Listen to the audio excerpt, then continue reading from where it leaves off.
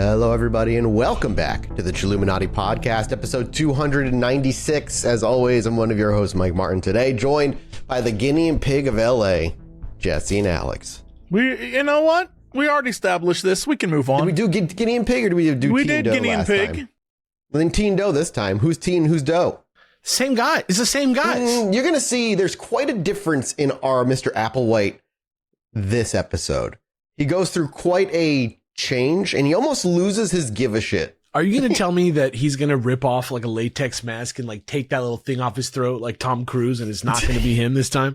Yes, that's exactly correct. Bump, bump, bump, bump, bump, bump. The final reckoning has begun. Final Reckoning Part 4.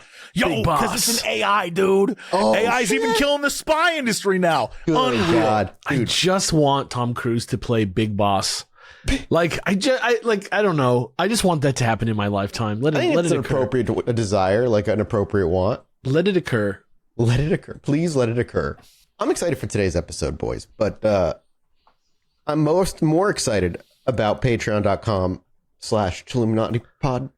Is that right? Mathis, Not is a that cult. it's not a cult, but it is in fact We a do cult have website. a membership coin. That's true. Mysteriously, people can't get enough of this damn coin. I'm so flummoxed by this coin. Where is it? Where's my coin? Where is it? I lost it. It's really popular. I've been I lost fiddling with it for like 5 days straight because I'm like, I was going to show it. And now I've like fidgeted it away. I don't know what I did with it, but everybody loves the coin. The coin is amazing. And, it actually has nothing to do with patreon.com almost. I will say completely not. Yeah, I will say though that in the sense that it is a cult classic, our website is a cult website. Ooh, I like that. Like, I like it's not a cult website in the sense that we are a cult, but in the sense that like 12 Monkeys is pretty good. It is a cult classic, right? I've never seen 12 Monkeys, surprisingly. That's not surprising. I'm not surprised at all. And I don't even think you should.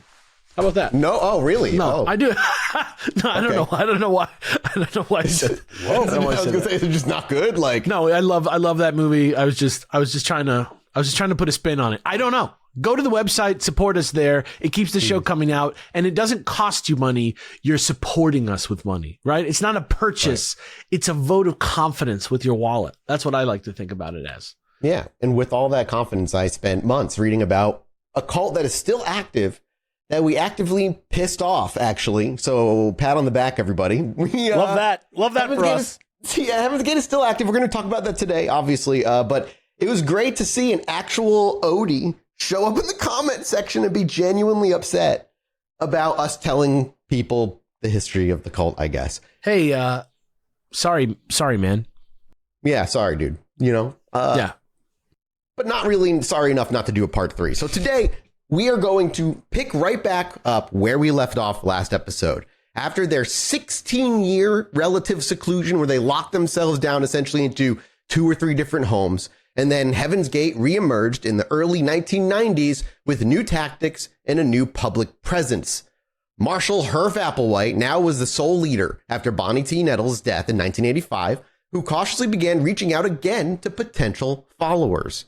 I thought you were going to say sponsors. Yeah, he's like he needs more people in the cult with him, basically. And by 1993 to 1994, the group, remember, briefly named Total Overcomers Anonymous. What was that? Was that part of the name? Was that an emoji? It felt like a good anytime you should stay, it's like a tag. It's almost like a tag. It gives a little branding. Yeah, like Total Overcomers. You just put the little three water droplets emoji next exactly. to it. Yeah, Overcomers Anonymous. It's not called Overcomers Anonymous. I made that up. That's even worse. It's Total Overcomers Anonymous is the name of it. Overcomers Anonymous makes it sound like it's like a support group, and Total Overcomers Anonymous makes it sound like it's like a sales, like it's like a they go to like Michigan for like a conference and everybody gets COVID, but like also they exchange business cards. You know what I also realized? So PAX? The addition, it's 3 words that together are nonsense. But if they were called themselves the Overcomers, that's one. Yeah. Or Anonymous, that is a group, right? Or, Total. Overcomers. You could call yourselves Total, and that'd still be cool. Total Overcomers Anonymous, crazy to be put together. Yeah, it's really bad branding. Well, in 1993 and 1994, they began once again placing ads and began giving interviews, which began signaling their long closed harvest was now open once more. And in January of... You remember Bonnie? She closed the harvest. I get it. I understand. The fact they call it the harvest sends so many red flags. That's what I was going to say. It's like, hey, you want to go to the brainwashing? Sorry, guys. The brainwashing is closed from forevermore. Yeah, for 16 years, we're closing up brainwashing for a bit, but now it's reopened. And in January of 94, LA Weekly even ran an article on the mysterious UFO group, which at the time was operating under the Total Overcomers Anonymous name. And at least one new member, Richard Ford, discovered Heaven's Gate through that article and subsequently joined, taking on the name Rio D'Angelo as his new name going into the cult. Yeah. Wait, so everyone else had like crap names? That guy was called Rio D'Angelo? Well, he would get that name after he took, he kind of grew and evolved a little more. Then you get your Odie name after that. Yeah, wait. So he didn't have an Odie name. He just had Rio D'Angelo. He had to give up his old name, his old identity, take on a new name for now, and then eventually he'll get his Odie name. Wait, so they make you multi-name? Yeah, it happened before. They all had to take on different names and lose their names behind. And then they got the Odie name was a new development after all the crazy shit happened with Bonnie. Riodi D'Angelodi is literally just a Lalafell name from Final Fantasy XIV. Yeah, and that's where that comes from. That's where it comes from. Yeah, of course. Yeah. Then I should say this right now and let people know. We are going to listen to a few clips of these people's goodbye tapes, and we will hear their names actively said on their tapes. And just a huge shout out at the top to the YouTube channel called Heaven's Gate Database that just has every video from all of them just compiled for just storage purposes. And I have listened to hours of Applewhite talk, and it is all nonsense. Let's keep moving though. That was just a personal complaint that needed to slip out of my mouth. I just had YouTuber guilt about the guy that you said is in this cult that watched this and got mad about it. I was like, oh, that's going to make him mad. I literally was like, that's going to make him mad what you just said. You do an episode of something open source based on vastly peer reviewed and confirmed multiple sources, and then somebody from that organization shows up telling you that you don't know what you're talking about. That's how you know it's a cult. Yeah. You can go watch all their tapes, listen to every word everybody says, and you tell me if they were all really excited to kill themselves in a few days afterward. But we'll get to those audios in a little bit. But at this point in time, Heaven's Gate was now beginning to embrace the emerging technology of the 90s as a tool for spreading their message. Identifying themselves under the business name Higher Source, the group became early adopters of the internet, baby. And this is where the name Heaven's Gate came from. It was the name of their website. This is where they would publish their teachings and recruitment statements for the public to just have. It was a dissemination website of all their stuff. And in effect, they became what observers would dub the first internet cult. Their polished website, polished for the 90s. It looked pro. Very, yeah. Unusual for a religious sect at the time, proclaimed doctrines, prophecies, and contact information, allowing them to reach a global audience online. Yo, I love the internet. It's so good. Prophecies, contact information, guest book, gift exchange.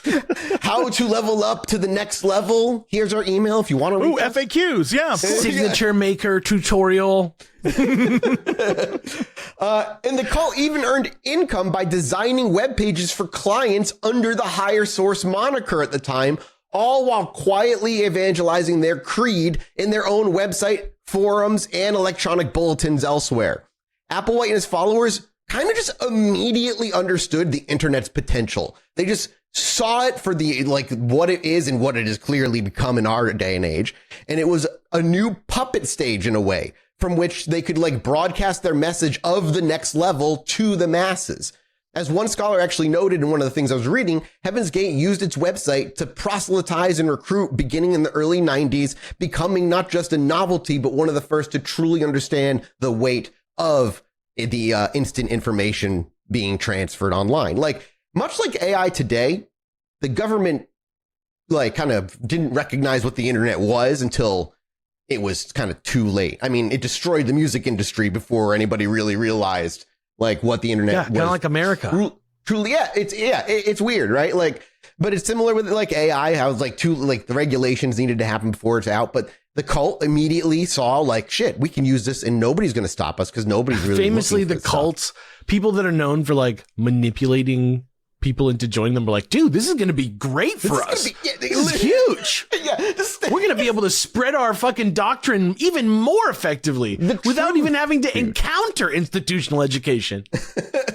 And the cult itself even seemed aware of the novelty. They didn't even shy away from the internet cult label that they earned at the time, and in fact saw their high-tech outreach as validation that they were on the cutting edge of spiritual communication. Because remember, they're going to a UFO after all. They're sci-fi. They're naming themselves, or they will name themselves, the Away Team, to kind of reinforce that they're all going home and they're only just here to kind of reinforce that they all watched Star Trek. Yeah, exactly. But also, I'd rather be called the Away Team than any of the other names they've given themselves right now. Yeah, that's true. Yeah. The Away Team's like a jazz band that's like wears Starfleet uniforms. Yeah. Yes. It's what Riker plays on Star Trek. Despite their return to public visibility via the Star web, Trek.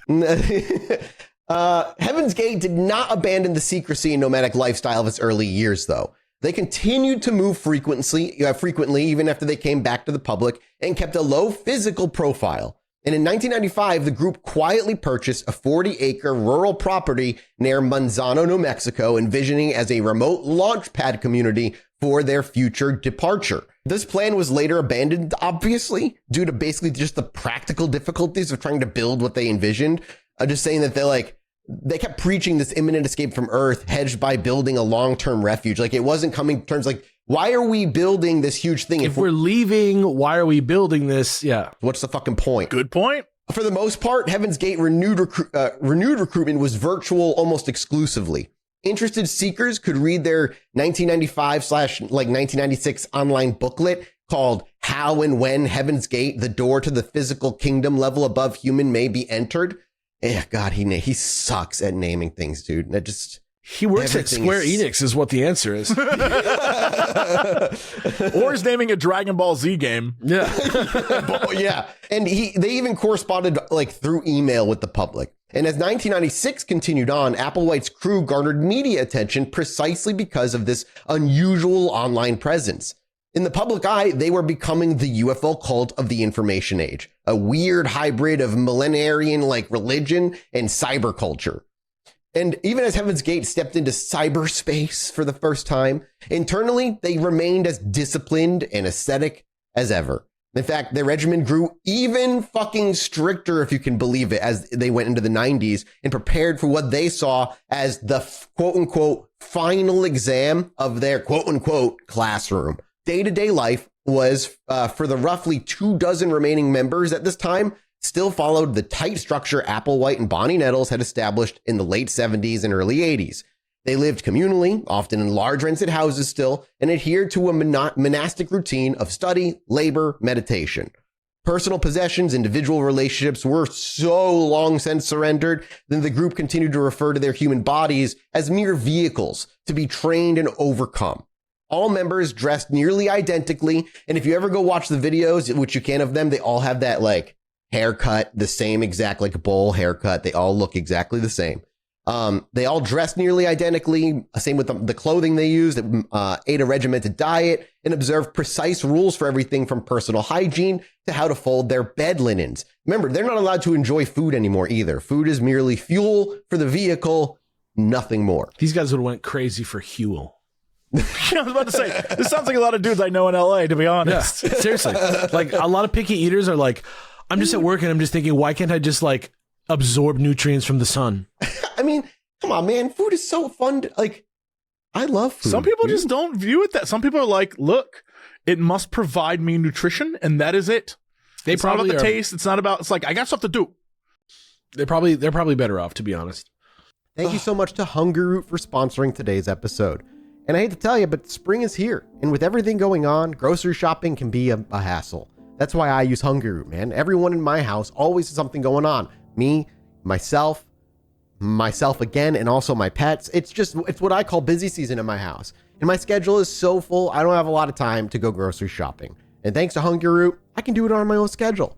Hungry Root is like having your own personal shopper. They take care of the weekly grocery shopping, recommending healthy groceries tailored to your taste, nutrition preferences, and health goals. They make it easy to eat high-quality and nutritious food and achieve any diet or health goals, from anti-inflammatory to gut-friendly, gluten-free or dairy-free, high-protein, and more. Hungry Root makes grocery shopping simple and stress-free. Just tell them about your goals and preferences, and they fill your cart for you with personalized recommendations that get smarter as they learn more about what you liked or didn't love. They have great options for the whole family with healthy groceries like smoothies, kids snacks, sweets, ready-to-eat meals, salad kits, and even supplements. There's no high fructose corn syrup, artificial sweeteners, or preservatives in any of Hungry Root's food. They only source top quality meat and seafood free of hormones and antibiotics. Hungry Root has learned my tastes and tailors my orders to me, making grocery shopping incredibly brain thinking free. So brain thinking free, I don't know how words work no more. With the time I save not having to go to the grocery store, I can focus on my health, and Hungry Root helps me achieve those health goals. So take advantage of this exclusive offer. For a limited time, get 40% off of your first box, plus get a free item in every box for life. Go to hungryroot.com/chill and use code chill. That's hungryroot.com/chill, code chill, to get 40% off your first box and a free item of your choice for life. hungryroot.com/chill, code chill. Thank you to Hungry Root for sponsoring today's episode. Anyway, as Applewhite would later reiterate in a 1996 video address, he would say, quote, "Our discipline is strict. We teach overcoming human ways, overcoming human addictions. The purpose of that is to go to the heavens." And basically saying every aspect of life is the classroom, is a lesson oriented toward purging earthly habits and preparing for the higher existence.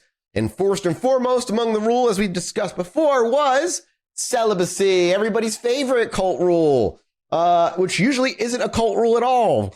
Sexual abstinence, which had been expected from the very beginning, became absolutely non-negotiable. I'm out. I can't. Huh? I can't. Yeah. I'm out. Sorry. Yeah, dude, I've been fucking out too, dude. Dick Jocelyn, I would have been out as just like he was.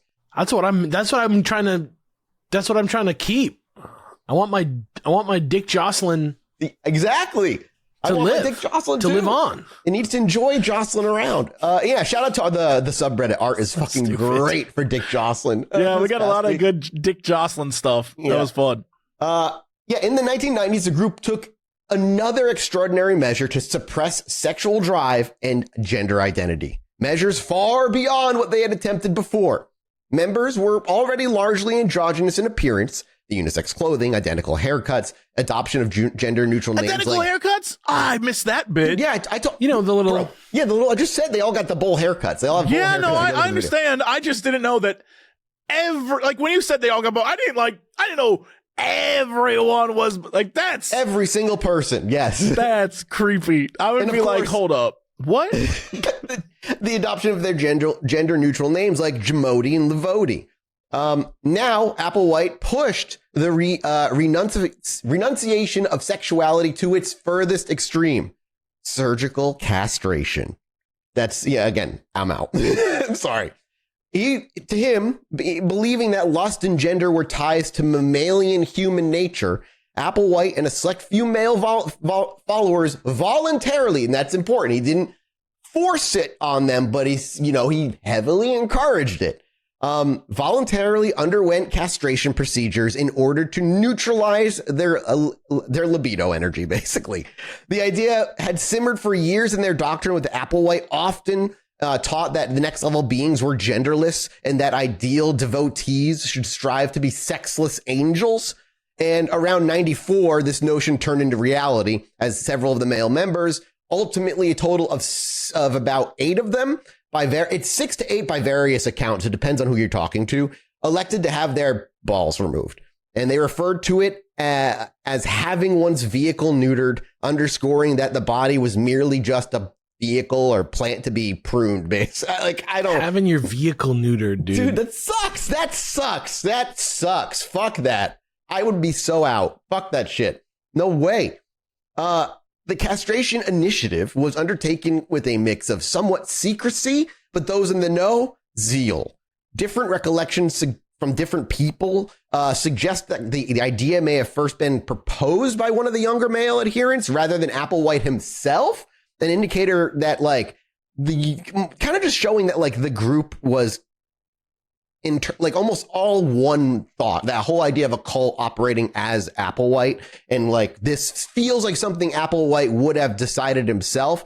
But if it came from somebody younger, that's wild. But there are other people says it did come from Applewhite. And out of the two stories, I do think to me, Applewhite's probably the one that came up with it. I don't know. I like the idea of the young gun coming in. He's like bought in completely. And he's like, we're doing this. We're going all the way. And Applewhite's like, I guess he's right. I guess we got to do this.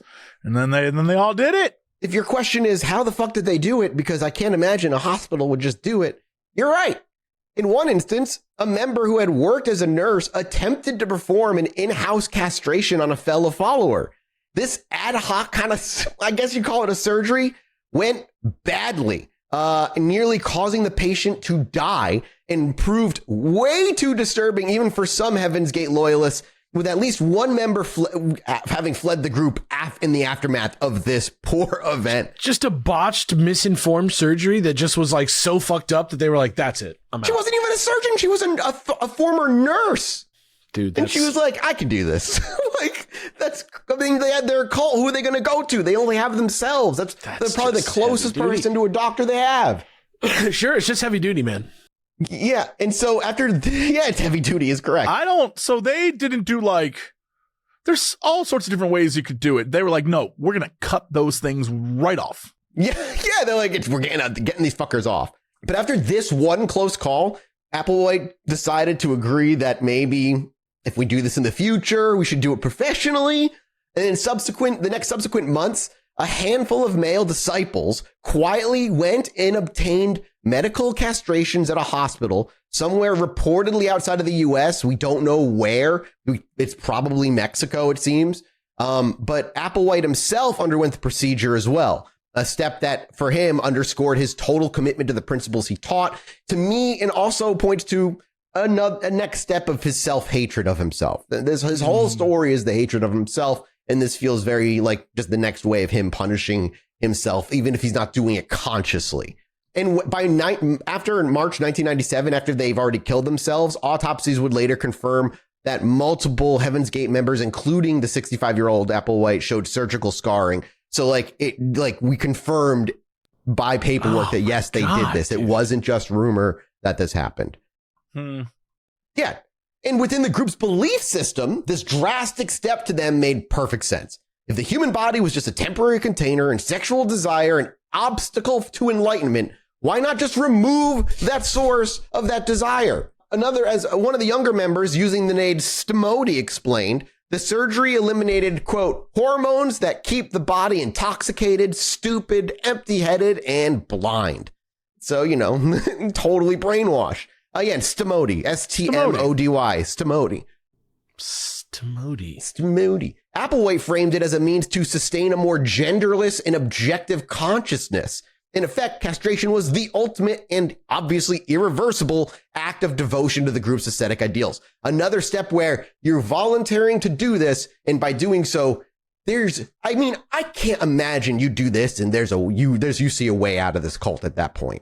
If you go as far as to actually go and spend months to go get medically castrated in another country and back, you've locked yourself in. You're so tripled, quadrupled down. It's actually it's not impossible, but I just don't see how that would work. It symbolized, in a way, absolute control over the group, in a way, but more for, I think, for Applewhite, absolute control over his desires that he could no longer dealing with internally.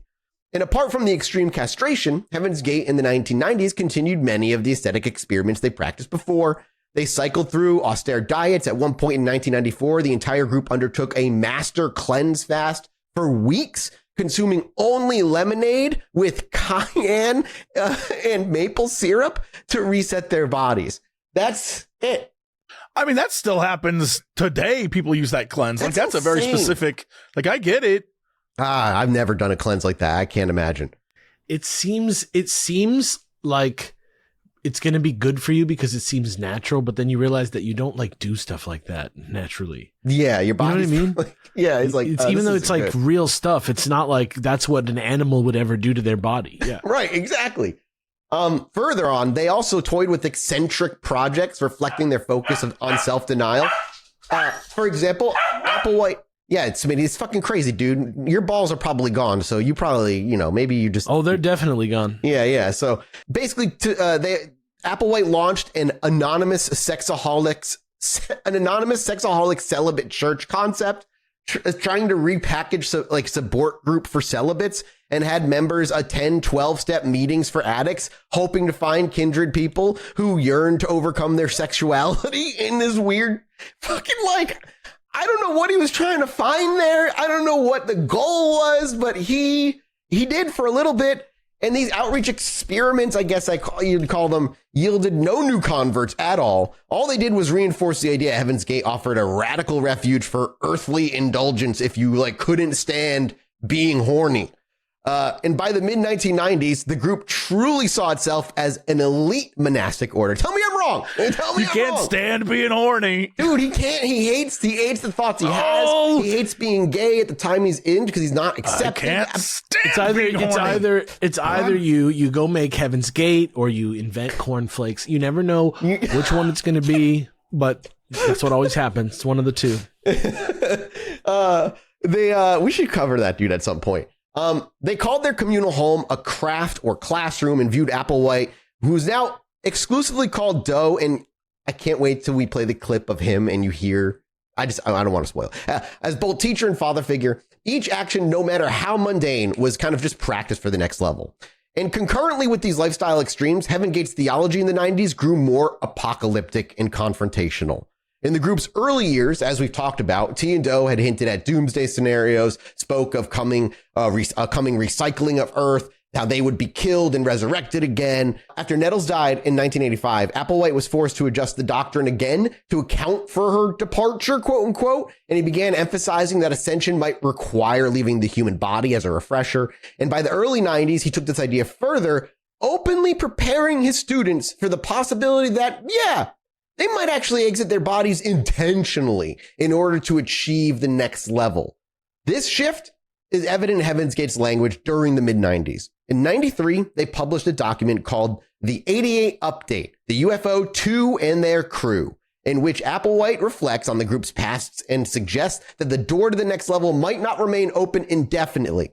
And shortly thereafter, the group produced a video series titled Beyond Human, The Last Call, which we played a snippet of in the first episode just so you could hear Applewhite's voice, which was aired via satellite broadcasts. And in these sessions, Applewhite spoke with unprecedented candor about the end times role of his class and the need to overcome the fear of leaving the human world. While he stopped short of explicitly advocating suicide in these tapes, he primed his followers to accept that their human lives would not continue much longer. He described an approaching time when they would have to, quote unquote, drop their containers and ascend to a spacecraft, essentially revisiting that promise of the 1975 demonstration prophecy that never came true, but now in a much darker form. Applewhite's talks also took on a more militant tone against the outside world, which is also pretty common of the end of cult leaders and their usual exit via death. He increasingly characterized Earth as irredeemably corrupt and controlled by evil forces, which he termed Luciferian or demonic in influence, as we talked about last week. And in his view, human civilization was about to be spaded under, metaphorically plowed and reset by the next level. And in a dramatic 1996 videotaped sermon titled Planet Earth About to Be Recycled, your only chance to survive is to leave with us. That's the quote. That zinger of a title again. Other than that, he basically sounds like an X-Men villain right now, just so you know. He does. He really does. He warns, quote, just a reminder, this planet is about to be recycled. It is going to be refurbished, spaded under. The only chance to evacuate is to leave with the next level. And these statements mark a clear escalation in his rhetoric. He was effectively telling his followers that the end of the world was imminent. They had a singular chance to escape destruction by coming with him. And Heaven's Gate teachings, always steeped in that weird kind of new age expectation, now turned unequivocally toward apocalyptic deadline. And by 1996, Applewhite was openly contemplating collective suicide as a spiritual strategy. Privately, the group had already rehearsed the idea. So they're talking about this Openly to the public that they're leaving. It's like very obvious what they're like, talking we're about. all going to kill ourselves. Correct. No, like dead ass or like a euphemism. They use exiting their vehicles. They use the term that they use internally. They speak about it as though they are sending and leaving, but it's not very subtle that means killing themselves because their vehicle is their body, and that's part of it. And yeah, privately, the group had already rehearsed this idea. That's a red flag. Like, isn't that No like shit, the biggest? nobody stopped them. Like, nobody did anything about it. If I was in the group and he was like, and then, we get out of the vehicle. You're like, is that the same vehicle that I neutered? And he just nods and he's like, yes, it is. And it's like, Brody. Don't worry about it. Yeah. okay. Yeah, exactly that, man. Like, and this is very public. But the thing is, like I said, privately, here's the answer to that question, honestly. They had already began to kind of take on that idea very, very slowly. And they had read and discussed a best-selling euthanasia manual, Derek Humphrey's Final Exit, to consider best-selling. Yes, like it just sold really well, to consider the most effective means of ending their lives. They even weighed a plan to provoke a fatal confrontation with authorities, and directly drawing inspiration from Waco in 1993, by the way. Like, Waco directly inspired them for a bit, but rejected it as too chancy, which is hilarious because if you watch the videos, they're all a bunch of fucking nerds. Like, that's what they are. There's no way any of them would ever go fucking suicide by cop. That's just too scary for them. And instead, Applewhite, are you looking it up, Jesse? The Final Exit? I am. You can literally get it on Amazon. How many does it have to be a bestseller? I don't know, but it currently has 1,334 reviews, 4.5 stars, and the quote is straightforward, speaks to the growing concern of most Americans. Newsweek. What? It sold 120. It's sold 1.25 million copies. I'm flabbergasted. Like how out of all this, you guys, hang on, wait, I got to go clarify. I'm just blown away that it's a best-selling euthanasia book. It's just not something you hear every day. Yeah. No, it's just how depressed people are, I think. They even, like I said, so they thought about fucking death by cop didn't work. So instead, Applewhite and his students methodically settled on a carefully managed suicide as the only way to evacuate this earth in the appropriate time frame that was given. And in a final video discourse, later known as Doe's Final Exit, which we will be listening to a piece of in a bit, Applewhite spoke calmly about the group's intention to depart their bodies by their own hand, framing it not as destruction, but as liberation. And by his reasoning, staying on Earth in a human body would be the true suicide of the spirit, because it meant turning down the invitation to ascend, taking one's life to enter the next level, therefore, was basically portrayed as a heroic act. That's a hard sell. Yeah. No shit. It's a very hard fucking sell. And it's also important to note that suicide was still a loaded term for Heaven's Gate. To address the issue, they published an essay on their website titled Our Position Against Suicide. Against? Yes, in 1996, in which they paradoxically argued that what humans call suicide would not be suicide for them. The essay insisted that they loved life, but were simply exiting this world to serve God on a higher plane, which is akin to shedding an old garment.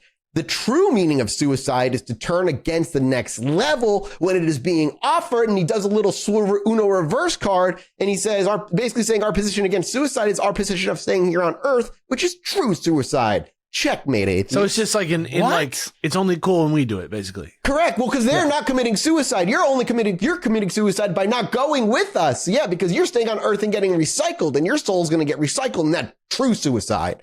We're ascending. And in their eyes, their planned exit was just a beginning, the moment of graduation that they had been working for decades. This stance set the stage for what was to follow when a sign in the heavens finally appeared. Because in late 1996, a celestial event captivated the Heaven's Gate group, and confirmed Applewhite's apocalyptic timetable, the approach of comet Hail-Bopp. Yeah. This was discovered in 1995. And Hail-Bopp was due to passed closest to Earth in March 1997, shining spectacularly bright in the sky. As public interest in the comet grew, so did fringe conspiracy theories, because humans are always gonna be humans, and notably the claim that a mysterious companion object, a UFO, was following in Hail-Bopp's tail. And this rumor circulated on Art Bell's paranormal radio show, Coast to Coast AM, baby. Art Bell. Art. And fueled by a misconstrued telescope image, of course, all electrified Applewhite. And to Heaven's Gate, the symbolism of the comet was unmistakable. This was the sign from Bonnie Nettles, from T herself, and the next level that the long-awaited pickup was finally at hand. It didn't even matter if there was a literal spaceship hiding behind the comet or not, though they suspected there was, of course. The unusual and remarkable nature of Hail-Bopp itself, visible to the whole world, convinced them that the time had come to finally leave Earth. And it's just like medieval. Wait a minute. What? Wait a minute. Yeah. Hold up. Before we even continue with any of this, I just got hit by the fact that if the whole point of this group, I'm not going to call them a cult, we'll call them a group of like-minded individuals. Sure. Yeah. If the whole point, Call them a squad.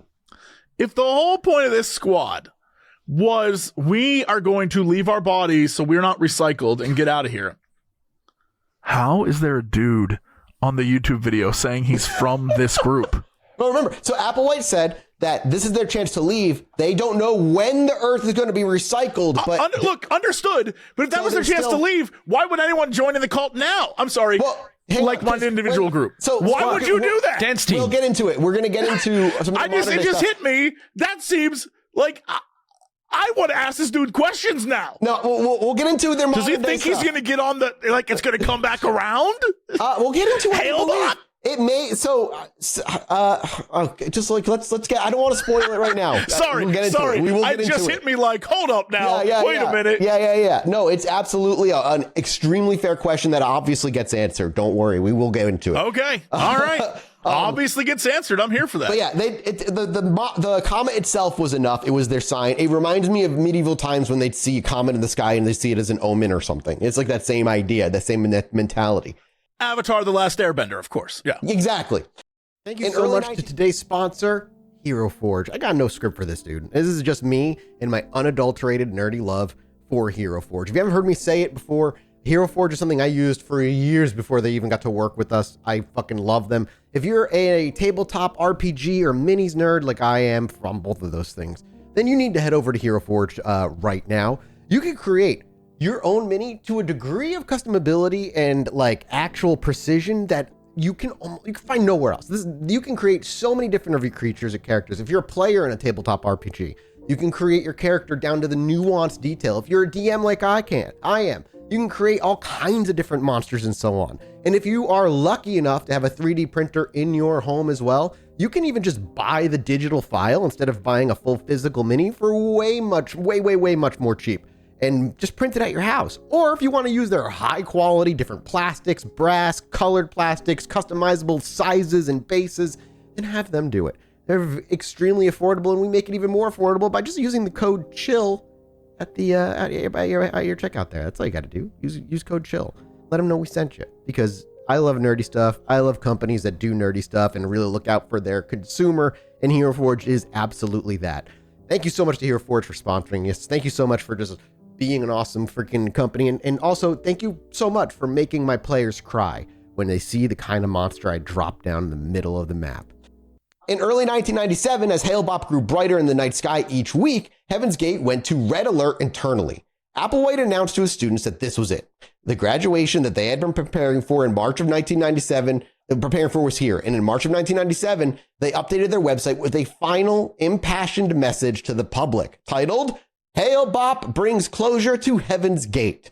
In it, the group declared, quote, here, let me just go ahead and have one of you boys read this. So this is a Hail-Bopp brings closure to Heaven's Gate, and this is what was inside this announcement, part of it. Is this from our boy? Oh, Applewhite, of course. All right. Whether Hail-Bopp has a companion or not is irrelevant from our perspective. However, its arrival is joyously, very, significant to us at Heaven's Gate. Our 22 years of classroom here on planet Earth is finally coming to conclusion. Graduation from the human evolutionary level, we are happily prepared to leave this world and go with T's crew. Yeah. They're not even hiding it anymore. They're just straight up like, yeah, we're out of here, boys. This is it. We're done. Did no one try to, like, intervene? A couple people tried, like people that like knew where they were, but we'll hear a little bit like there were people that were genuinely so excited that they were like giddy that this was happening. And it didn't matter. These people, remember, as we talked about last week and kind of the mentality that Applewhite kind of created amongst them with this almost like always optional staying and just like this loop. What we're down to, we're whittled down to the last 30 so people that are just pure dedicated. And like they just are like all in. Full hype. Yeah, they're all basically in. all in. Like now, if they admit that it's not right, their existence ceases to exist, so they're just in. Yeah, and there are those that I don't think really believed fully what was going on, but were too deep and too lost that they couldn't get out. And, scared. We'll talk when we listen to a couple of pieces of the audio. You'll see. So, but this statement honestly encapsulates their mindset very, very clearly. This was put up on the eve of their death. It was joy, relief, unwavering resolve. After years of disciplined waiting, they believed the cosmic window had opened. The Hail-Bopp comet was the green light for their departure from their departed leader T and the level above human to proceed to the next phase. Applewhite also tied the timing to biblical prophecy, of course, to reassure his flock. He pointed out that the comet Kohutek in 1973 had coincided with his and T's initial revelation of their mission. Back in 1973, Nettles had speculated briefly that Kohutek was maybe a harbinger for them, but like it was just like a bypassing thought. It's just something he's able to grab onto and use to make this feel more weight than there actually is. And now another comet was here to bookend their journey. And in Applewhite's eyes, the two, himself and T, had come full circle. They started their ministry with a comet and would end it with a comet. He reminded his followers of the early promise that the founders might have to be martyred and resurrect, the so-called demonstration, and that scenario had long been deferred. But the Hail-Bopp comet, the initial idea of departing Earth outside of human bodies, returned in full force. And their difference now was that all the students were to participate in the laying down of their vehicles and their ascendancy, not just Applewhite or T.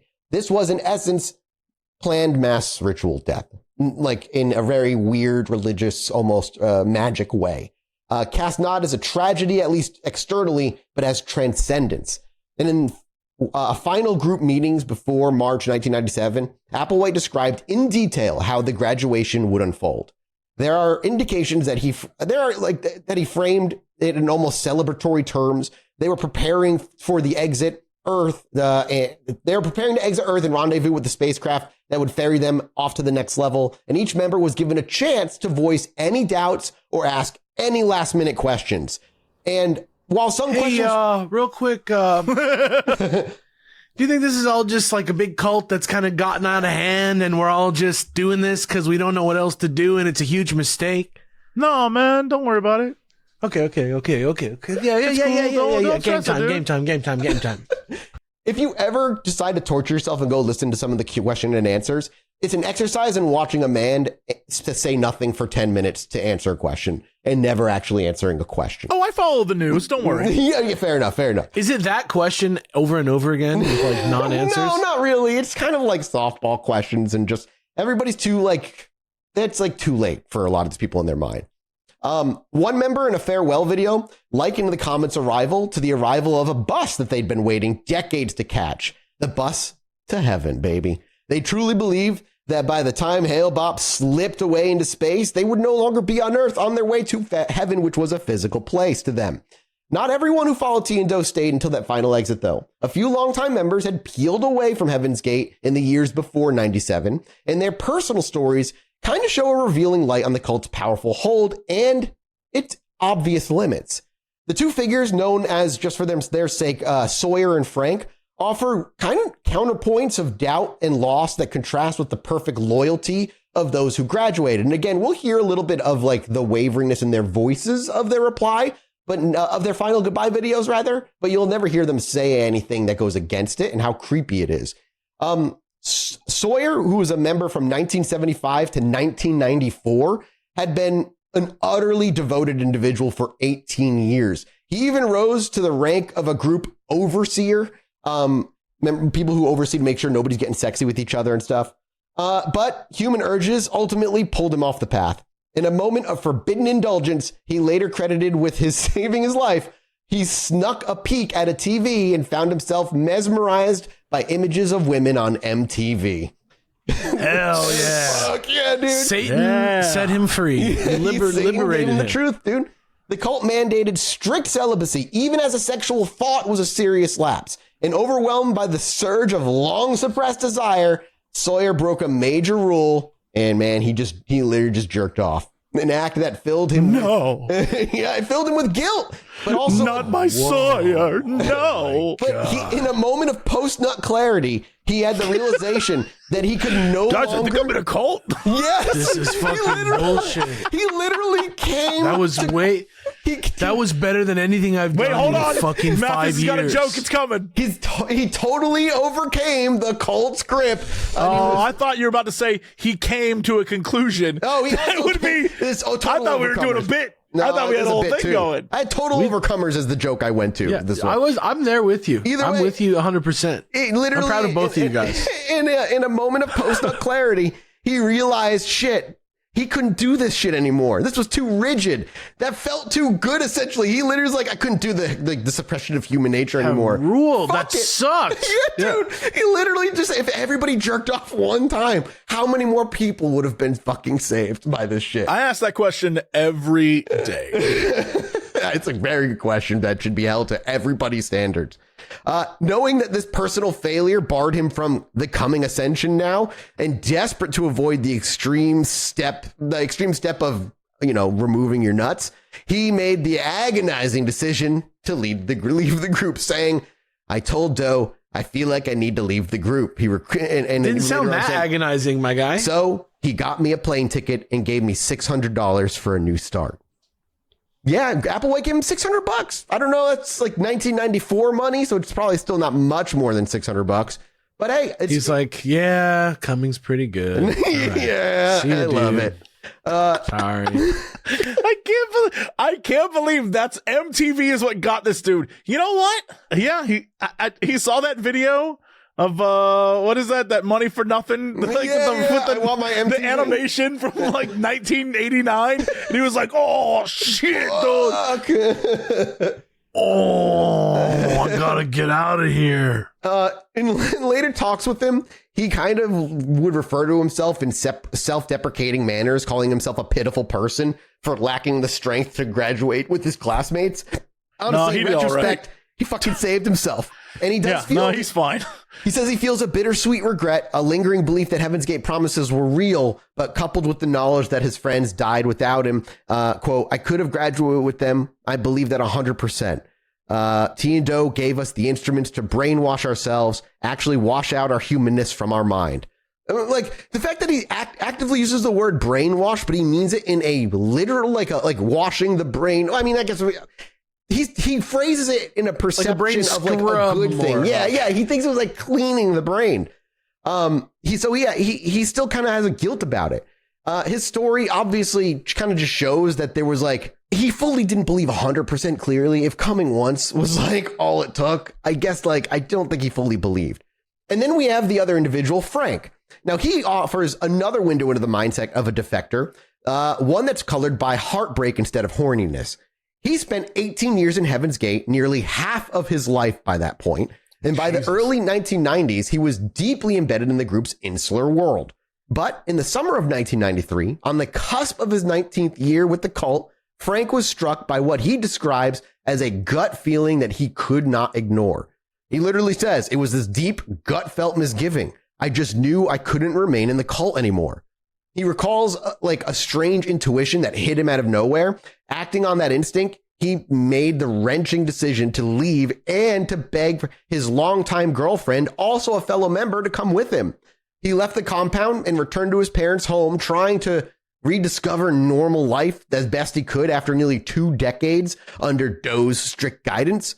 And just 2 days after he fled, Frank's beloved Erica, whom he calls the love of his life, phoned him in tears. She pleaded with him to reconsider and return to the cult. And Frank, in turn, implored her to break free and joined him on the outside. And neither could persuade the other. Frank remembered by saying the call ended, and ending as bitter as it was kind of prophetic, much like Erica's life would end little more than 3 years later. And in March 1997, Erica was among one of the 39 Heaven's Gate members who took her life and to ascend. And when news of the suicide hit, Frank was overwhelmed with grief and guilt, saying it was a very emotional time for me, feeling the loss of all of my friendships who I'd been with for 18 years. Because, yeah, all those 39 people he knew deeply. He even told People magazine, that's what he told People magazine, describing how it felt to recognize each familiar face among the dead. And in the aftermath, Frank was tormented by the thought that he might have saved Erica. Even with 20 years of reflection, he admits that he wished he'd pushed harder to get her to leave. And when he had the chance, but that's just survivor's guilt, that's tough. It's impossible to break through to somebody who doesn't actually want to be broken through to. And Frank's story just once again kind of just shows the human cost of Heaven's Gate, that he escaped with his life, but lost the woman that he loved and dozens of his close friends. I was going to say, a lot of other people died too. Yeah. Yeah. Like everybody he knew and only knew he was part of the group when they went to 16 years of seclusion. Like he basically, trust me, broed all the way down to the bottom of rock bottom. Yep. And then everybody who stayed with him too long fucking died. Yeah. He literally had that moment of it's now or never. Do I really want to risk this shit? So insane. In the weeks leading up to their planned exit, Heaven's Gate members undertook a series of carefully organized final tasks. One crucial assignment from Doe was that each student prepare a farewell message on video.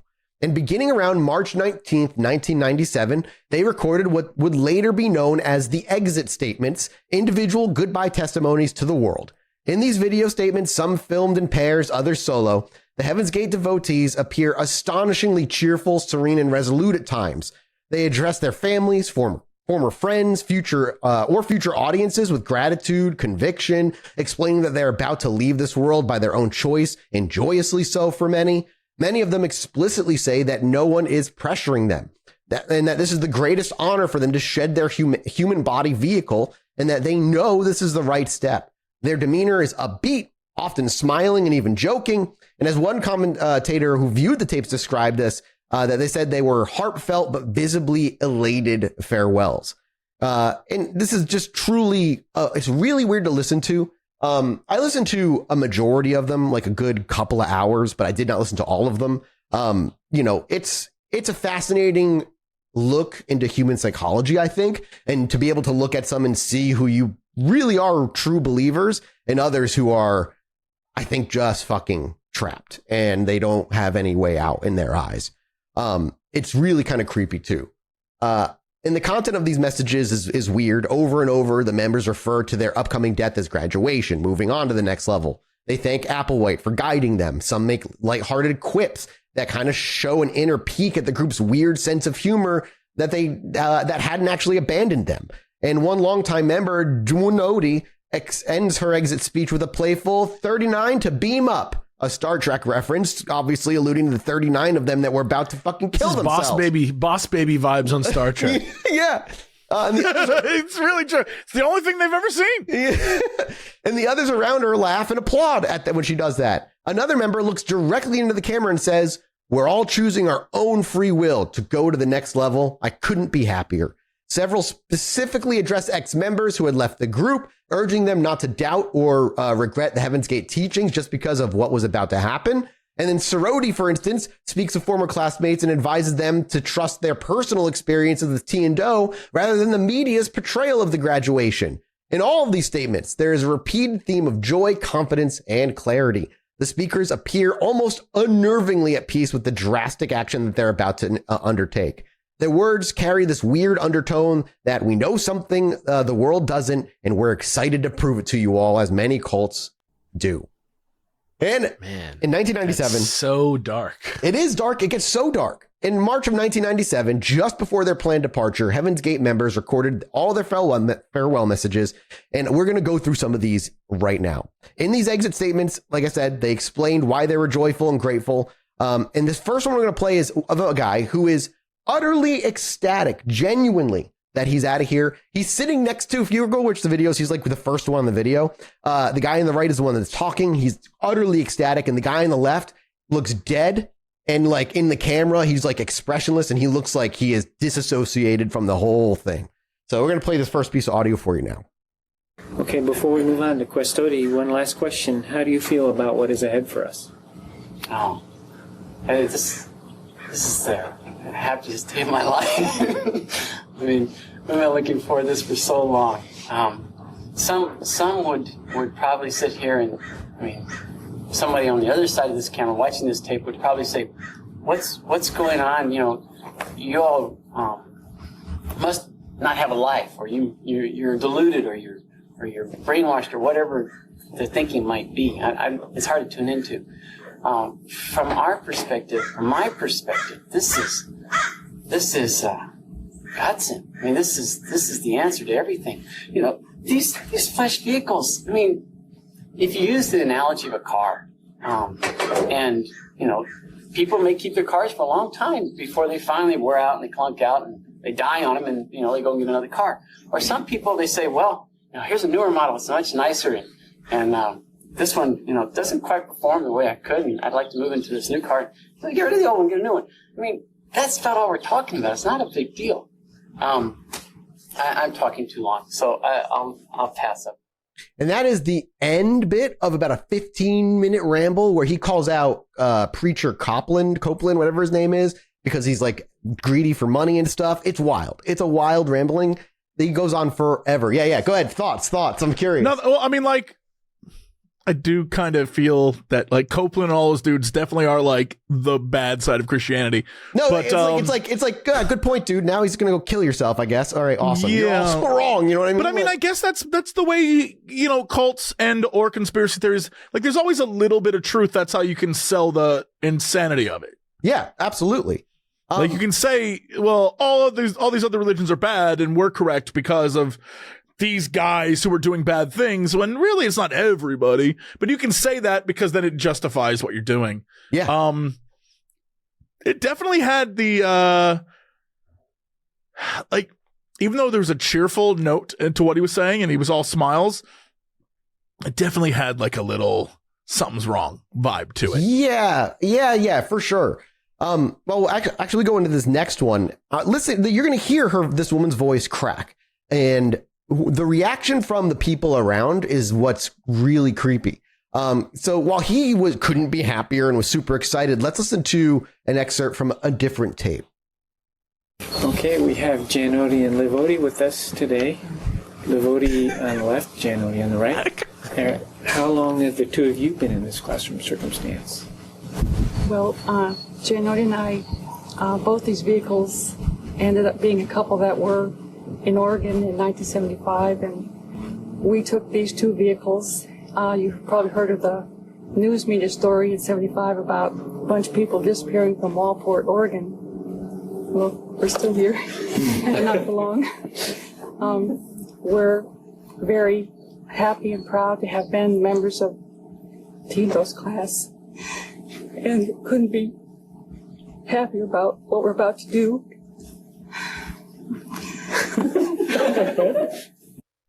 And yeah, so you can hear she makes a joke initially saying, we went missing. Well, we're right here. And then you might not have heard it because they were laughing, and she goes, but not for long.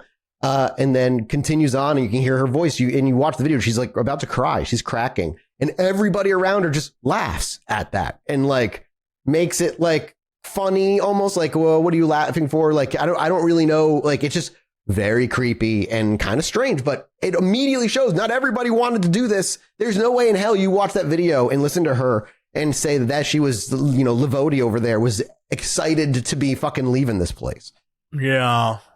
That's sad too, man. Yeah, it's sad. It's so sad. It's tragic. It's fucking messed up. And Obviously, Applewhite also recorded his own final exit message called Doe's Final Exit, filmed just days before the suicide. And we're gonna play a game. This is not the whole thing. I actually did edit it down. But we're gonna play a game. Will we reach the end of the audio first, or will you tap out beforehand? Because I can end it if you tap it out beforehand. And this is again days before the suicide.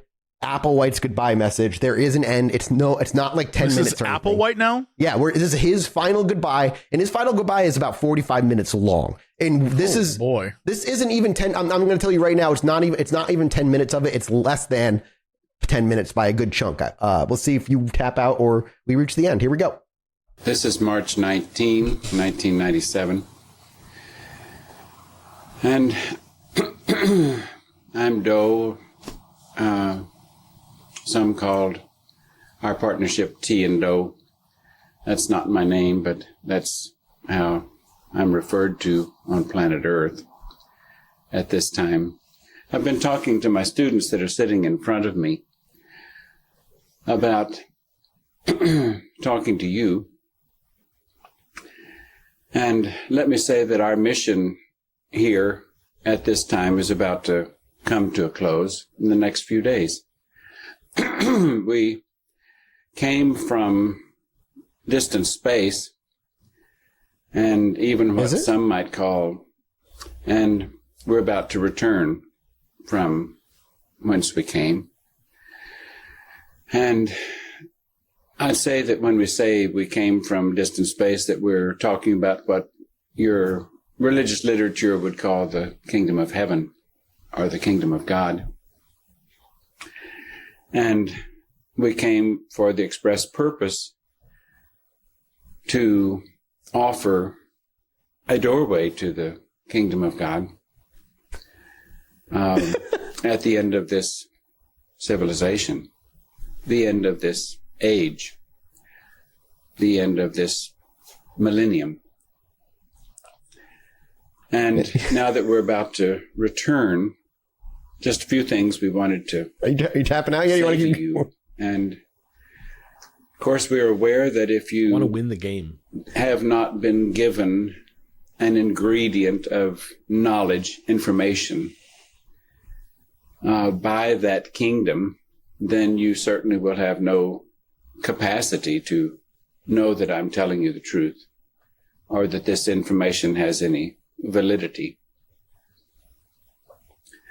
If you do know, when you hear what we're talking about and when you study the information that we're leaving behind, that it has truth in it, and if you see yourself as a part of it, then you have to respond according to what you feel.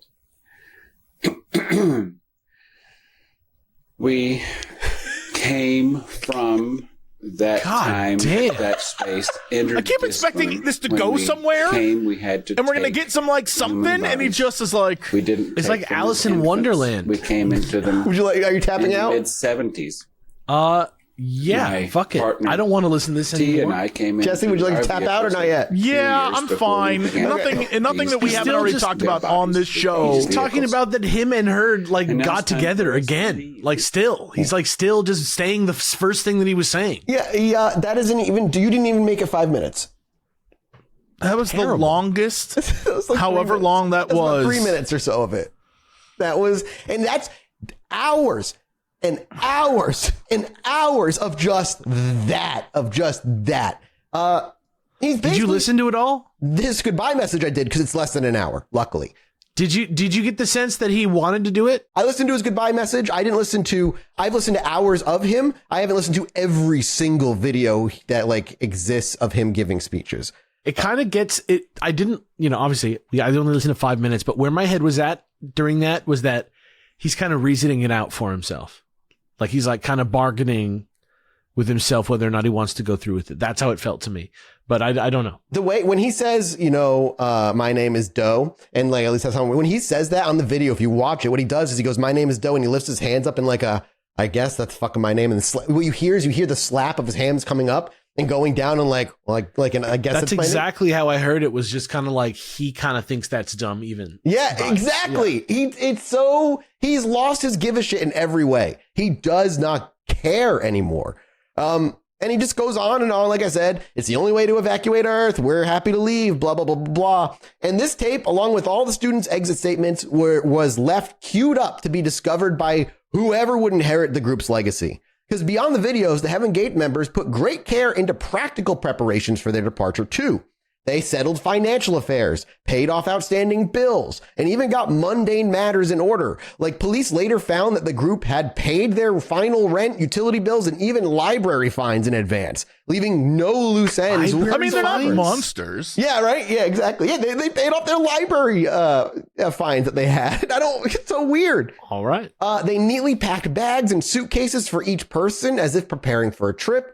Each member was instructed to carry a few rolled quarters and a $5 bill in their shirt pockets. This odd little detail was both practical and also symbolic. The money was said to be for paying any tolls or fines on their way out, a final bit of Heaven's Gate humor referring to an old joke that $5 covered a vagrancy fine and quarters could make phone calls, just basically about how they lived through the nomadic life and they only needed $5 to survive. And even their uniforms were carefully chosen and personalized. All 39 prepared matching outfits, black sweatpants and tunic shirts with patches that read Heaven's Gate Away Team. Remember the Star Trek joke that they made before? A reference to, that Star Trek stuff. They also had their brand new black and white Nike Decade sneakers, identical shoes symbolizing a unity, and reportedly bought on sale in bulk. It appears the group wanted to present themselves as a coherent professional away team. It's like they cosplayed with like cheap, Like Starfleet. they tried to make a uniform. Starfleet is what I'm getting at here. And around March 21st, Why can't I stop thinking about Galaxy Quest? Like, I know we just keep talking about Galaxy Quest on this fucking show. Yeah. But like the plot of that movie is that a alien race sees only broadcasts of basically Star Trek and then copies it, and that becomes their religion. It's awesome. That's what it feels like. It really does. It really feels like that. You're not wrong.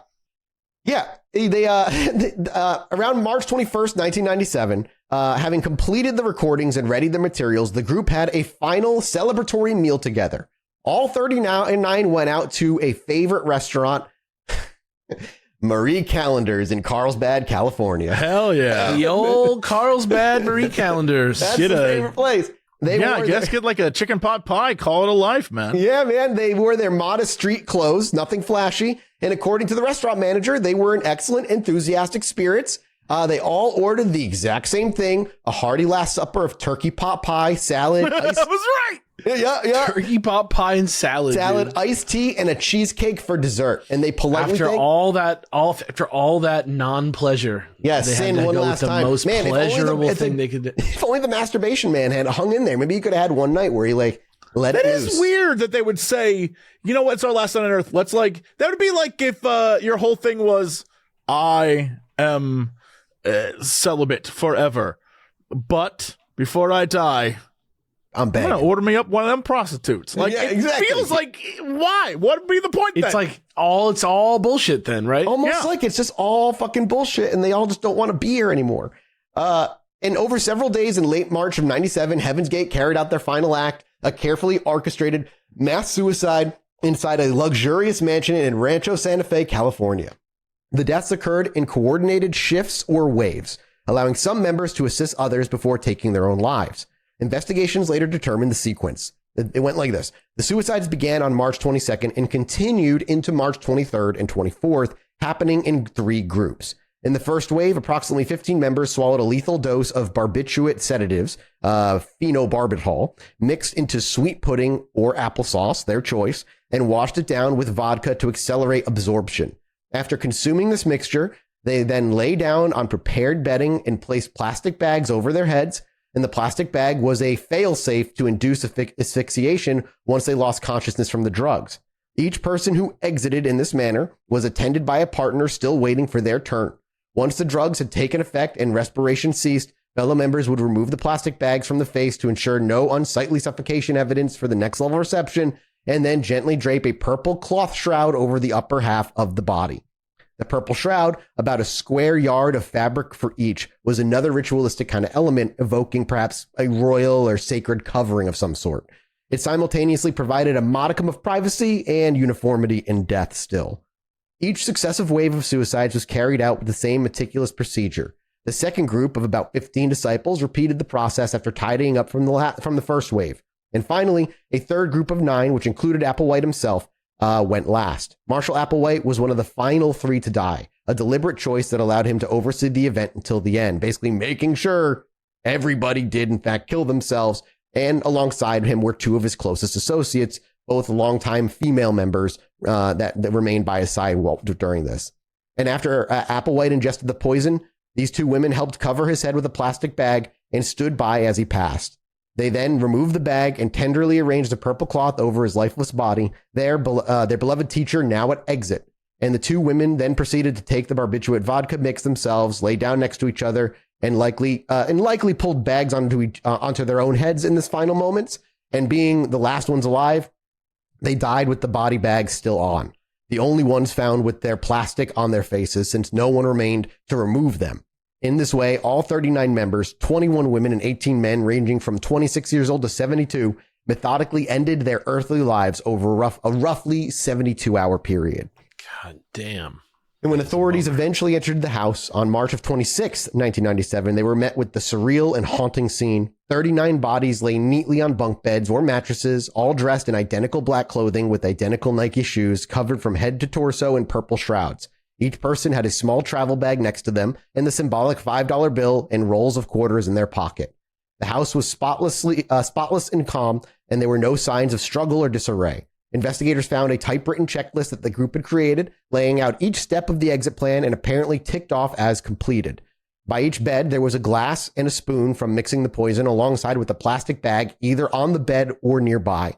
It was evident that the whole operation had been planned like a military campaign, very precise, cooperative, and eerily calm.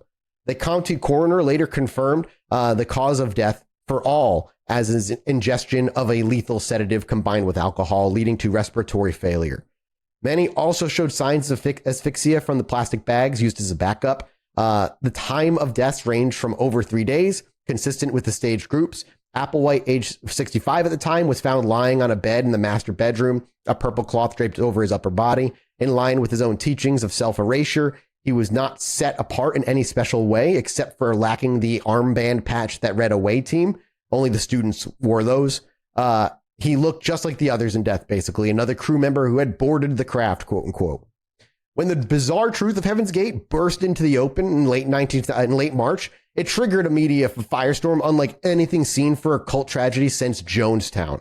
Sheriff's deputies who entered this Rancho Santa Fe mansion on the 26th were met with that horrible scene. And television crews and reporters from around the globe almost immediately descended on the site, filming one of the most X-Files real crime scenes ever.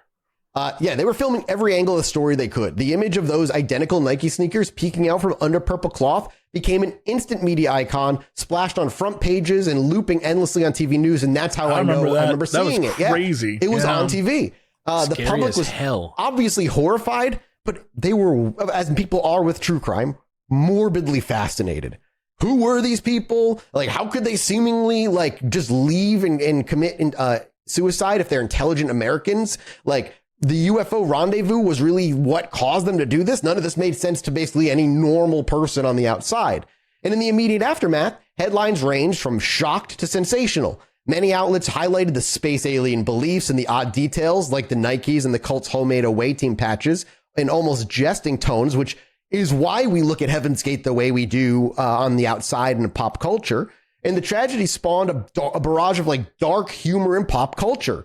We said quote, the joke started right away, even though 39 people had died, one retrospective article noted, saying Heaven's Gate felt ripe for ridicule. And it's true. Late night host David Letterman delivered her top 10 list of signs you are in a bad cult. Saturday Night Live performed a skit parodying the bizarre event. It's just like the Raelians had their SNL bit. Yeah. It's so weird. Yeah, exactly. One website snarked about the group's footwear with a twist on Nike slogan, "Just did it." Even the Heaven's Gate computer business was mocked. We killed ourselves working for you. Like little quips like that kind of found their way into like the media immediately. And within days, Applewhite's eerily wide-eyed face, captured in the group's recruitment videos, was splashed across TV screens everywhere, and newscasters spoke of Hail-Bopp cult and bizarre UFO suicide with a mix of shock and hilarious titillation.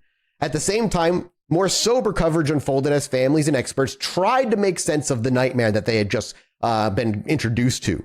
Grieving relatives who had long lost contact with their loved ones suddenly found themselves in the media glare. In California, Mark Applewhite, the estranged son of Heaven's Gate's leader, gave a public statement of apology and sorrow on behalf of his family. Quote, I am appalled by the things that have resulted from the actions of my father, he would say. I am deeply hurt that people have lost their lives in connection to my father. My sympathy and prayers go out to all of those who are suffering the loss of their loved ones. And his words just show like the anguish and confusion of relatives who, like him, he himself is one, had often been cut off by Heaven's Gate doctrine of severing family ties. And other families echoed this mix of heartbreak and complete confusion too. The daughter of one Heaven's Gate victim lamented the senselessness of it all, telling reporters, quote, there was a lot of infighting over various things with everyone grabbing out onto money and not looking at a purpose, if there was any. A bitter, like just an observation of the aftermath and like kind of a critique of how even in death, these cult members' wishes were overshadowed by earthly squabbles, no matter how much that was like their goal to get away from. And in the days and weeks after the suicides, cult experts and scholars were trotted out onto talk shows and news programs to explain how ordinary people fall into such extreme millenarian beliefs, which is something like we're doing now in a way, right? Like we're internet clown version of this thing. You know, that's just what we are.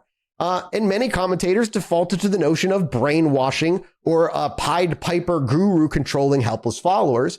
However, there were some scholars that pushed back on that oversimplification, which I agree with, because they said it was too easy to just dismiss them as nuts.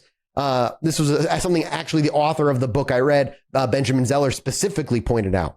He was a religious studies professor, just so you know who he was before all this. And these individuals were not like stupid or insane. I don't really think they were. They were just earnest seekers looking for something they could believe in, that they found a comfort in Heaven's Gate. Sociologists also noted in other studies how the group provided a sense of purpose and community to members that were just disillusioned with mainstream media, religion, tapping into a long American tradition of apocalyptic communities. Like that's just also very common out here. But I'd like to think when we're coming at this, I like to look at the trauma aspect of it, where this man is living out his trauma through these people because he doesn't know how to process the things he's going through. We talked about that in depth last week. We don't really need to go over it again, but I think that's a very relevant way at looking at the tragedy of this thing. It's like a separation from reality and like the things that would stop you from doing this. Like it speaks to his perception of what is going on at this point that it's just fucking weird. And obviously debate sprung up in the media about cult psychology, the influence of science fiction, trying to find the scapegoat they could pin blame for all this, and the growing prominence of the internet in spreading fringe beliefs obviously took quick note from the media. Amid the sensationalist aspects, there was genuine soul searching too, like how had this happened on American soil and could it happen again? And as the author of the book Zeller observed, the impulses that led people to Heaven's Gate, yearning for truth, meaning, and belonging, are enduringly human qualities. The Heaven's Gate tragedy thus just kind of forced America to look at the uncomfortable intersection of faith and delusion in modern life, something that never will ever go away, I don't think, as long as humans continue to be humans as we are. And throughout that entire spring of 97, the Heaven's Gate mass suicide just dominated headlines and airwaves. For a brief moment, those 39 individuals, once living in secretive seclusion, became posthumously famous, and with their final act scrutinized by everyone from tabloid journalists to theologians. But as with most news, other stories soon took over. In today's day, it probably lasts a week before we move on to something else. After a burst of just morbid curiosity and mourning over those months, including a People magazine cover story devoted to the cult, the public did move on. That's crazy. Yeah. The rented mansion, now a crime scene, was eventually bulldozed to deter gawkers. And by Easter of that year, just days after the bodies were discovered, local residents in Rancho Santa Fe were chatting about holiday parades as if eager to put the Hail-Bopp at Heaven's Gate thing just behind them. I would be too if I was a fucking dude like just trying to have a normal life. Yeah. Yeah, well, despite their best efforts, the Heaven's Gate legacy ended up living on quietly but persistently in the years to come, thanks largely to the efforts of the group's surviving believers. Notably, the Heaven's Gate group left behind evidence of their mindset even in those final moments. Investigators discovered their daily logbook the group kept, titled the Com Center Daily Log, in which members signing out for the last time had written remarks like "gone by" or even joking references like "hasta la vista, baby." The sign off of one of the members, Chilluminati, quoted Arnold Schwarzenegger's Terminator 2. And these details kind of just show and underscore that the participants approached their exit with a sense of playfulness and triumph without despair, at least outwardly. Some of them truly felt like they were graduating. And as one Heaven's Gate member had put in his farewell, we're all choosing to exit by our own choice. Extremely happy. But the surviving Heaven's Gate members do exist. And this is what I'm where I think we can answer your questions here, Jesse, as to what exactly is going on here. Not all Heaven's Gate member adherents died. March of 1997, a handful survived, called the Last Call, either by leaving the group shortly before the end or by being tasked to stay behind. Two members in particular, Mark and Sarah King, had been devoted followers who left the communal fold in the late 1980s under complicated circumstances, but never fully abandoned their faith. In fact, Mark and Sarah were entrusted with the sacred duty by Applewhite and Bonnie to act as custodians of Heaven's Gate's message on Earth after the cult had exited. And in the wake of the mass suicide, they assumed that stewardship of the cult's remaining materials and spiritual mission. Operating under the name the Tila Foundation, remember Tila being the acronym for the evolutionary level above human, this couple became, in essence, the executors of Heaven's Gate's estate, guardians of its website, writings, and memory. And one of their first moves was to secure the group's intellectual property. Mark and Sarah, now sometimes identified as Mark and Susan in other reports, negotiated to purchase Heaven's Gate's writings, videos, and artworks from the authorities for a mere $2,000. This ensured the legacy of Applewhite and Nettles and the class would remain under the care of true believers rather than sensationalist profiteers. They also took control of the cult's now infamous website, heavensgate.com, which contained the doctrinal essays and statements the group had published online before their exit. And remarkably, instead of letting the site vanish in obscurity, the Kings have kept it running continuously since 1997. In an almost literal fulfillment of Heaven's Gate's teaching, the website was a vehicle for the group to live on in cyberspace, even as its members shed their human vehicles in real life. Even decades later, visiting heavensgate.com, you can do it right now, is kind of like stepping into a weird time capsule from March of 97. The design and content remain frozen in that era, a perfectly preserved 90s website with plain HTML pages, purple Heavenscape backgrounds, and the cult's final writings available to read. Mark and Sarah see to it that really they don't want anything changed or updated, except when answering the occasional inquiry from a curious visitor. In fact, they actively respond to emails sent to the site still, as far as I've been able to discover, usually within a couple of days, it seems. They'll even answer your questions via email, said a journalist that went looking from Vice. And by all accounts, they take this role seriously. They consider it a duty to make sure Heaven's Gate information remains accessible to those who seek it. They say, quote, "We do this to make the information available to those who are interested in learning about it, planting seeds into the future so that people can get familiar with the ways of the next level and prepare for an eventual return." In their belief system, the Earth may have missed its window in 1997, but there will be another opportunity when next level beings, perhaps even Applewhite himself, will be coming back. The website is, in their eyes, just a repository of vital knowledge for the future aspirants. To answer your question, Jesse, he might be coming back one more time before the recycling happens. And when he does, he's here to scoop people up just one more time, the true believers. So, essentially what happened here, all the original cultists are dead, but copycat cult, like version 2.0 cultists, wannabe cultists, took over and were like, "Hey man, that seemed like a really cool idea. Let's do that."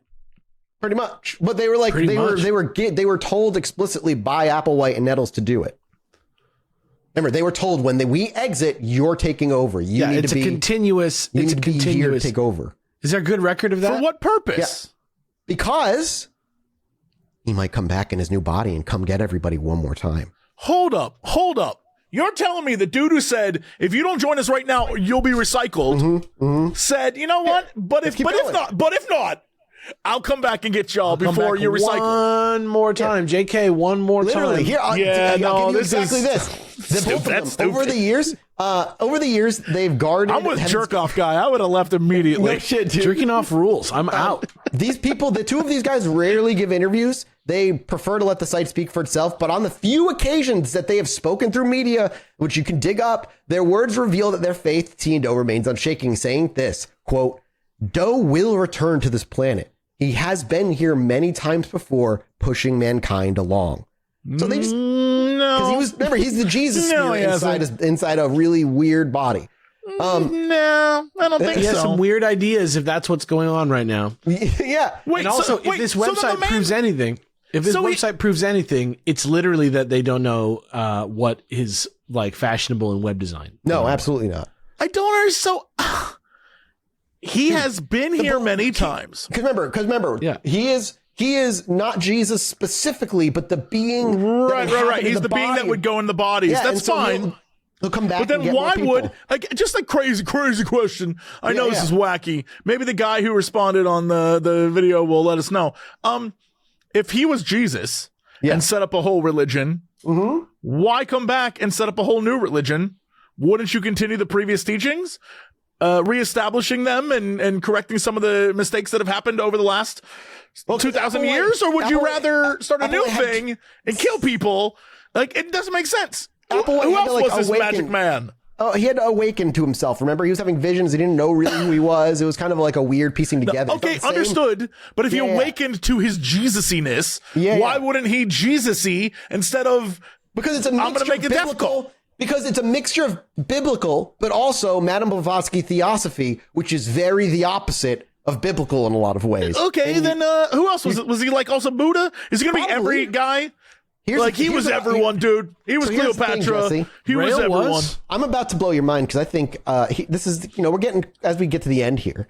We talked about, how they were cocooned and became their own little space butterflies in the first episode. Sure. I'm thinking, don't you use my fake religion against me. No. I think that's not what this is about. This is about their fake religion. I think that might be a sign that you're actually the return of Applewhite. I think you are actually. No, I'm way too charismatic. That's the thing. They need more. That's one of the flaws they need to correct. Yeah, that's true. You know what? You're right. Yeah, that was it. That was the thing. Yeah, that's me. Yeah, over the years, these two. Wait, but I was alive when he killed himself. All right. Yeah. Well, sometimes magic works weird. That's not how magic works. You can't. You take over my soul, dude. Maybe you were. That's a dick move. Oh, maybe you aren't the Jesus spirit. Maybe you're the Holy Spirit. It's like Doctor Who, dude. You're like. It's like remember, a different. Bonnie is like the you father traveled spirit. back. You know what I mean? Like you were born. Right, but time has no meaning, and I am. Right. Well, how do you know that I'm not the past him? If time has no meaning, you think you're the first one? Maybe I am. Maybe I'm the first one. That's what got Doctor Who in trouble. I'll be like, you know better what? Be careful. That's what got that show in trouble. In the past. Be careful. They did say that Bonnie was the father, like the overhead God spirit in body, and he's the Jesus. So you might be the Holy Spirit. You might be the last I've part of the always Trinity. said I had the Holy Spirit in me. That could be it. I think that might be it. These two people over the years have kind of guarded Heaven's Gate's legacy through this website. Other than that, in another interview, they also referred to Marshall Applewhite in like a messianic way. They emphasize how level-headed and wise the two were, Applewhite and Nettles, countering the public perception of them as wild-eye fanatics. More tellingly, though, like when asked about the weird, like horrific end of all their friends and how they all killed themselves, they refused to describe it as a tragedy. Like, of course, they said, quote, everyone was quietly happy and fulfilled in that they were finally graduating into the next level. In their view, their classmates, I guess, just succeeded. It is the survivors who are left with the burden of life on Earth. This mindset kind of explains why they expressed no bitterness about being left behind to maintain the website. They said they didn't have any of those feelings, that they would be a very human response if they were upset about it and they're bitter about it and they're not.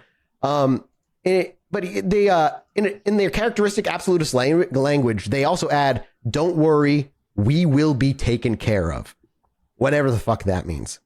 The other thing about them, though, is under Tila's stewardship, their new stewardship, Heaven's Gate's online presence has also occasionally become a battleground to protect the group's memory. And I mean this in that, like, the Kings haven't hesitated in the past to take legal action against those attempting to exploit Heaven's Gate's name. In 1999, they sued a man named Chuck Humphrey, who was a Heaven's Gate sympathizer who himself attempted a copycat suicide. They sued him for using the cult's name and logo to sell merchandise like t-shirts and coffee mugs. They got to protect that. They got to protect that brand, dude. Yeah, they got to protect the brand. Valuable stuff. Courts affirm that Tila are the sole legal heirs to Heaven's Gate estate, further solidifying that they're the keepers of the flame, so to speak. And to this day, as far as I know, the two maintain a low profile, but they continue to maintain their weird missionary role and a guardian of the information on that website. There were also other post-1997 repercussions as well. Some quick stuff. A few surviving members of the Associates of Heaven's Gates were unable to cope with being left behind. In the months following the Rancho Santa Fe event, at least 3 additional people died by suicide in apparent attempts to join Applewhite's crew, like, even though it was too late, technically. In May of 1997, 2 former members, as we said once, Chuck Humphrey, who was actually in the cult known as RK Cody, RKK Odie, or Crody, I don't know how you would say that, and James Perry Gestodi, they both attempted a copycat suicide pact in a hotel near San Diego. Perry succeeded. Humphrey survived the initial attempt, but felt spiritually bereft, and eventually in February of 98, he took his own life as well, and tragically. They left notes indicating they believed in Heaven's Gate's teachings and wanted to reunite with their classmates on the spaceship. They lost all their fucking friends, man. That's the only thing they knew. Like, of course they're depressed. And these incidents, just like the lingering depression of like just Applewhite's absolute desire to just influence and make people feel the way he felt about the world. And now these people who literally built their lives around these people, now they're all gone and they're expected to just like live life. It's fucking impossible for some people to do that. And obviously just broader culture and pop culture, Heaven's Gate has kind of become a little complex. On the one hand, you obviously have like they're remembered for the Nikes and the sensationalist headlines and his crazy face plastered everywhere. And Heaven's Gate is like in a way a case study in an extreme millennial religion, raising like questions about how charismatic do you really have to be to lead a cult, honestly? Because I kept coming to the conclusion that I don't think Applewhite was really all that charismatic, no matter what people fucking told me. But it shows that you don't really need to be super charismatic if a message can resonate deeply enough with somebody who is vulnerable and grasping for any sort of solid ground under their feet. And today, the mansion in Rancho Santa Fe has long been demolished and remodeled and sold to new owners, with little to even distinguish it as the site of the event. The website is still endures, like I said. Still proclaiming Hail-Bopp brings closure to Heaven's Gate. We are happily prepared to leave this world and go with T's crew. It stands as both the epitaph for the 39 OA team members and a lasting reminder of the group's unshakable conviction, even to their grave. And Heaven's Gate remains one of the more, honestly for me, fascinating and obviously chilling chapters in just modern cult history, and a unique time for it to rise when the internet was also in its infancy. And watching the two coalesce, come together, and ultimately feed on itself until they killed themselves is something I can see why people have spent years just deep diving into this group's psychology, because Applewhite is the opposite of almost every cult leader out there in almost every meaningful way. And yet, all the tactics we see from cult leaders that may not seem like him are prevalent there, just twisted in different, subtle, and more victim-focused ways. And that, boys, after 3 episodes, is the end of the Heaven's Gate series. We're done. I hope you enjoyed, and I hope you have a better understanding now instead of just Heaven's Gate, Nikes, and suicide, baby. They had 20 years of weird fucking history that led to this, and the pop culture effect is probably not what they expected, and are not particularly happy about, I can't imagine. Unbelievably affecting like listen. I was in a totally different headspace before I listened to the audio and after I listened to the audio. Yeah. The audio made me Makes feel it real. Yeah, it made me feel depressed about it. Because these were people, right? Like, we joke about it the whole time. In the first episode, we only listen to Applewhite's voice, and he's almost a caricature of himself.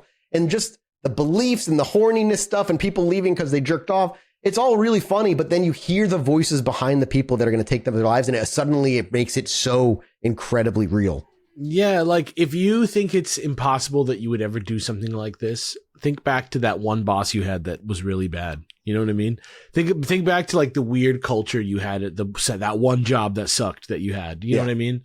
Like there's weird things that happened at your school that your teacher did that were like weird behavior exercises or whatever that everybody did, and you know, when somebody get in trouble, you'd be mad at them and they made you like run a lap around the fucking yard or whatever. That's all that same shit. It's like normalized for you because it's all in context of a place that's familiar. Yep. And it's just crazy to think about. Like you were talking about the gateway tapes and how the brain is responsible for what vibration, like how your brain creates reality, basically. Yeah, right? it translates the inputs to something your brain recognizes as reality. Yeah. And like, that's kind of what being an occult is also in like a different way, which is like kind of fucking fucked up. And all the stuff like leading to the suicide. Yeah. We covered it in the course of like 6 hours overall, but for them, it was a slow roll for 2 decades.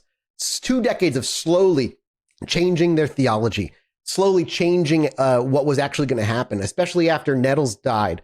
Like the slow change of like, oh, wait, we're maybe going to leave sooner. Oh, wait, we may be leaving optionally. Oh, wait, that means we're probably going to kill ourselves. Like it wasn't just this instant thing. It was a slow burn where only a couple people slipped out from the cracks before like it got too hot for them to, and there's no turning back. And I love that post-nut clarity was one of the reasons.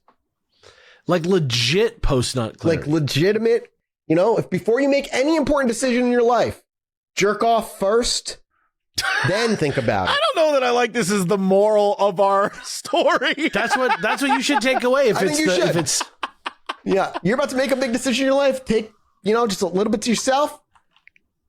Empty yourself out. Before you make a big decision, make a small decision. Yeah, those of you that listen to this episode with your family, awesome. That's your fault.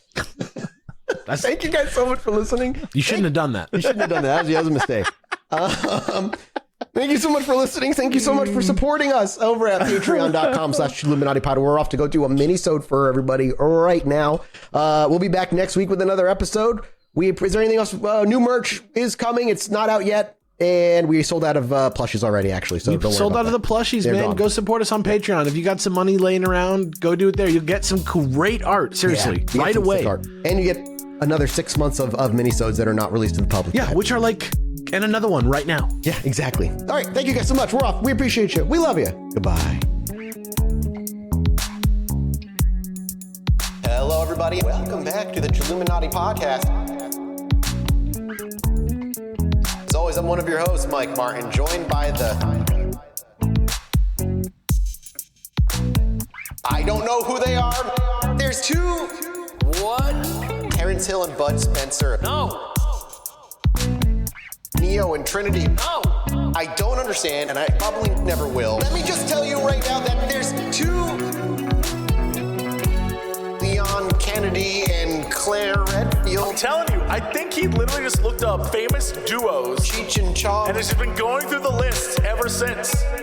I'm trying to dig deep. Which one of you is Dick Powell? Me? Your name's Jesse Cox. I want Chilluminati. I want my I want Chilluminati. I want my I want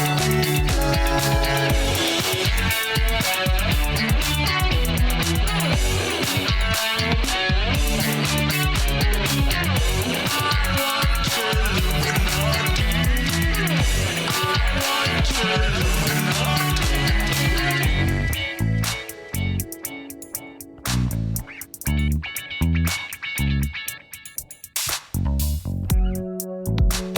everybody. Welcome back to the Chilluminati podcast.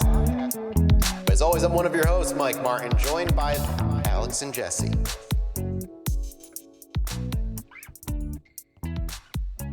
Like a shooting star across the sky that's actually a UFO.